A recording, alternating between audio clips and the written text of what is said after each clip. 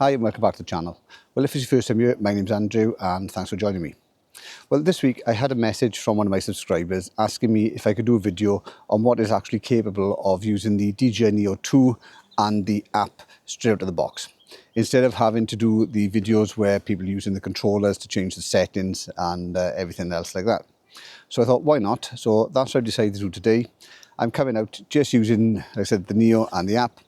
I'm not using any controllers, any other cameras, any other settings that you can't get directly on the drone itself. Now, there are going to be a few things you need to make sure you've got set up on your app before you started. First one is to make sure that you've got your gesture control on. You also want to make sure that you've got your voice commands on, just in case you want to use the app for controlling the drone that way. And you want to be filming in 4K at 60 frames a second, because there's no slow motion on the app when you're just using the DJI Neo 2. So you want to be able to do it in 60 frames, so you can slow it down by half if you want to in post-production, and that should give you some nice cinematic effects when you need it. The other thing you need to do is to make sure that you've got all the modes that are available on your phone transferred to the drone, and I'm going to put a video link up here and that'll show you how to do that as well. Now, there's also a few other little things you want to bear in mind when you're filming. The first one is that if you're filming going away from the camera, that suggests that you're going somewhere and that you're on a journey. Whereas if you're filming something coming towards the camera, that suggests that you're on the return and heading home. Another thing you want to look at is lead-in lines. Now, lead-in lines is where you've got, for example, something like a path or a fence post, and that's going to draw the viewer's attention to a central point showing where you're going. And that'll help you as well in building the narrative of your story. And also, you want to have a variety of shots. Don't just think about having ones where the drone is following you, either from the front or it's ahead of you. But think about if you're doing top-down shots, shots where you're walking into the frame and also out of the frame, and also try and use some of your surroundings as a frame for what you're actually doing. And I'll show you some of those types of shots as well during the course of this video. And before we get started, I would like to say I'm not sponsored, so if you could do the like, subscribe and the notification bell thing, that would be really greatly appreciated. Try and get my figures up to 4,000 by the start of the new year. Okay, so the first shot I'm going to do is a nice little establishing shot, show you where I am and where I'm going to be going. As I've said, I'm only using the DJI Neo 2 for the actual filming of the video for the main part. I'm using my Osmo Action 6 and Osmo Pocket 3, but that's only for this talking to camera bits. They're not actually going to be used for any of the footage when I come to the final result. And I'll also show you some of the things you can encounter when you are filming in forestry, even if you do have the obstacle avoidance on. So in the video, I am going to be using a combination of some of the quick shots as well as using some manual flying. It's a lot easier sometimes just use the quick shots because you haven't got to worry about controlling the drone. Everything's going to be taken care of automatically and you're going to get a lot smoother footage as well. Okay, so the first shot I'm going to do is just using this sign behind me, and that's just going to be an establishing shot and then have me coming past the sign and then show you where I'm actually heading to. So the first thing I'm going to do, I'm just going to launch the drone and I'm going to put it just facing the actual sign itself.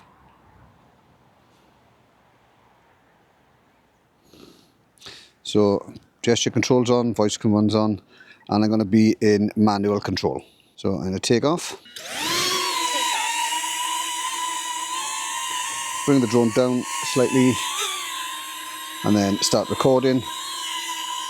And then I'm going to walk into the frame .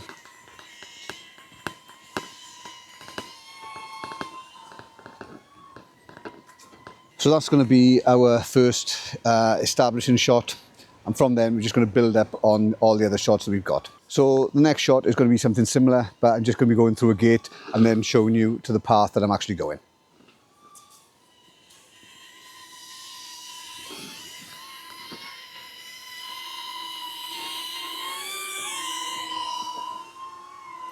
Move the drone left, and now I'm going to bring the gimbal down as well. So then you can see a shot of the gate, and I'm just going to walk into frame and again walk out of it. So this is a basic top-down shot. And then the next shot is going to be a straightforward one of me walking down this path away from the camera, and that's going to give an indication that I'm actually travelling somewhere as opposed to returning home. So you can see now that I'm actually underneath the drone, put my hand up there, and I'm just going to walk into the frame. So that's going to give me a motion that I'm actually travelling away from home and going on a journey. And you can see then you've also got the lead-in lines. And then we've got 2 shots for the price of 1, so I'm walking back to the camera, so that's going to indicate that I'm coming home. So we've had 2 shots there for the price of 1. One where I'm actually walking away from the camera, and that's showing that I'm going on a journey, and also one walking back towards the camera showing that I'm returning. And this is the point where I stop for 2 minutes and say, if you are finding it useful, if you could do the like, subscribe and the notification bell, that would be great. Also, there's a link there for buy me a coffee if you'd like to do that, and any funds from that is going towards building the channel with new equipment. So I'm going to crack on now. The light's starting to go a little bit, so I'm trying to get as much video in as I can. I'm also going to do a little bit of B-roll, so I'm just going to film some of the drone going up through the trees, just to sort of indicate that I am in a forest. So again, I'm just going to be in the manual mode, connect it all through, and then I'm just going to move very slowly through the trees. Move the gimbal up a little bit as well.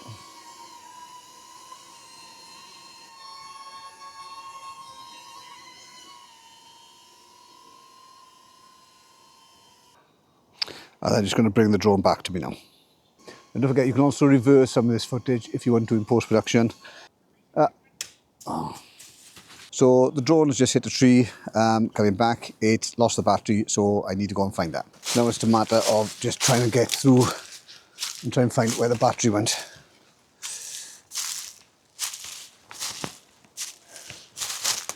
So I know it came down and it hit this branch here. I'm trying to find something which is grey. It's not going to be the easiest thing.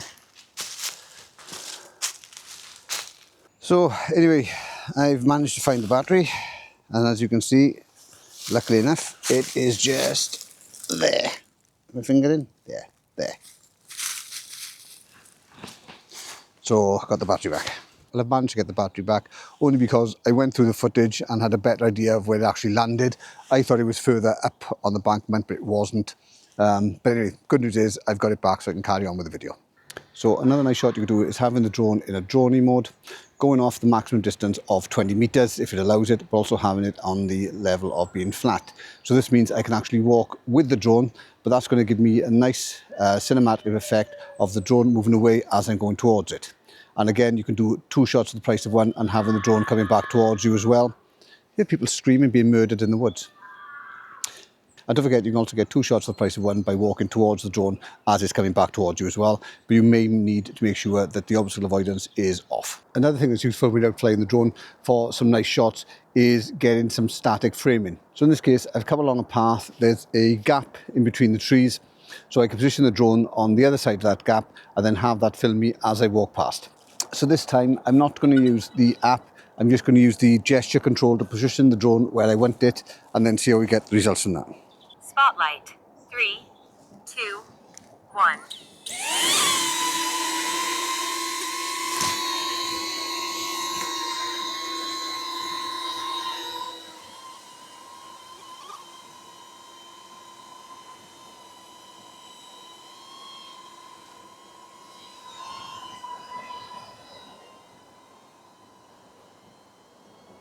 And now I'm just going to walk past into frame. So I'm out of the frame of the drone. And then come back in. And again, we get 2 shots for the price of 1. And now I'm just going to bring the drone back.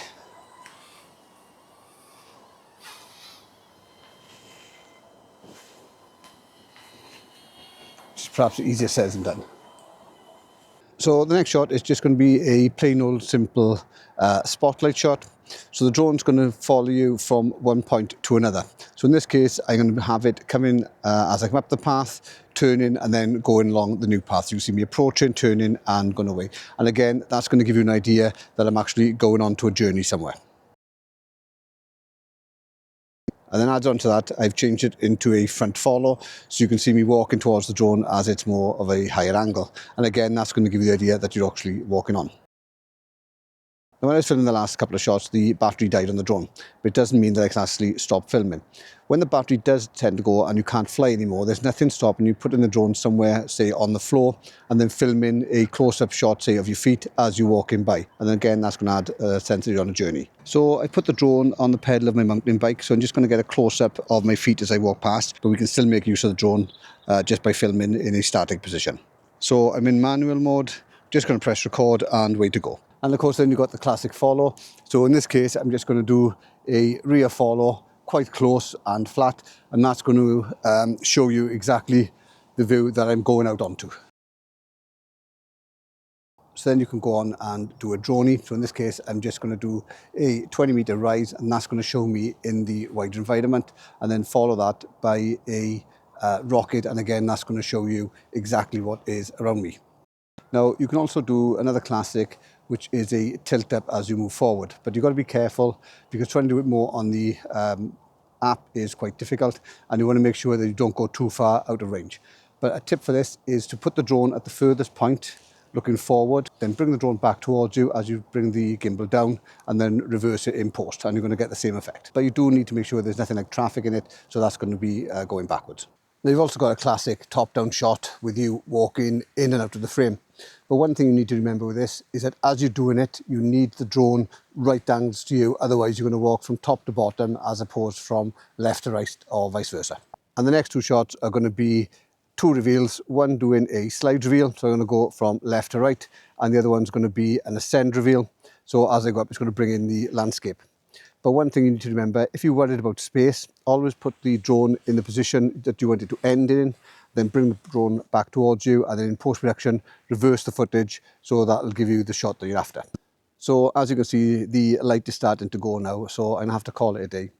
There are a load more different drone maneuvers you can do using the Neo 2. This is just going to be a small collection of them to show you what is possible just using the drone and the controller.